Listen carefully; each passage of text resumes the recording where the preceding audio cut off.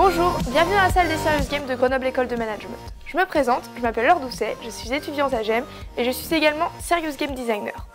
Donc, qu'est-ce qu'un Serious Game? Tout d'abord, un Serious Game, c'est un outil pédagogique qui permet de répondre à des problématiques d'entreprise.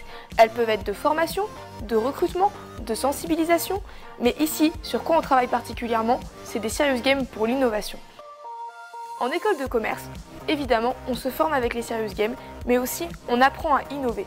Dans le cadre des cours de management technologique par exemple, on utilise des Serious Games. C'est le cas de ce jeu, NanoRider, qui est un mémoire étudiant. Les Serious Games, en fait, on les fait utiliser par les professeurs pour les étudiants et par les étudiants pour les étudiants. C'est vraiment quelque chose pour se former, apprendre et pouvoir envisager des problématiques sous une nouvelle forme. Donc ici on est dans la partie conception de la salle des jeux. Il y a deux parties interdépendantes dans la salle des jeux, c'est-à-dire cette partie-ci, puis la partie à côté où on teste, modifie et utilise les jeux.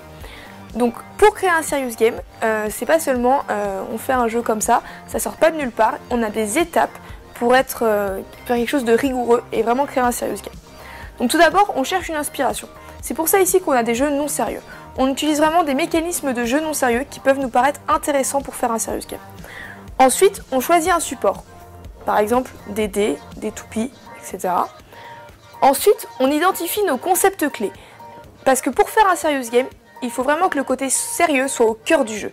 C'est-à-dire, on doit réfléchir vraiment au côté sérieux qu'on va mettre dans le jeu. Ensuite, on trouve un ressort d'animation, parce que maintenant qu'on a trouvé le côté sérieux du jeu, il va falloir trouver le côté jeu.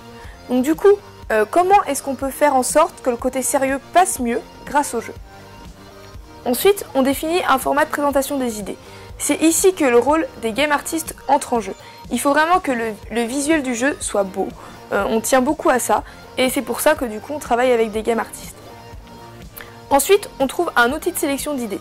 Parce que comme on l'a dit, à GEM, on travaille surtout sur des jeux sérieux, sur l'innovation. Puis, on définit les règles du jeu. C'est pour ça aussi qu'on travaille avec un Game Master qui va du coup tirer les ficelles de l'animation et voir comment on peut animer ce jeu en présentiel. Ensuite, on choisit un packaging. Ici, c'est pour voir qu'est-ce qu'on veut mettre dans la boîte, à quoi le jeu va ressembler, etc.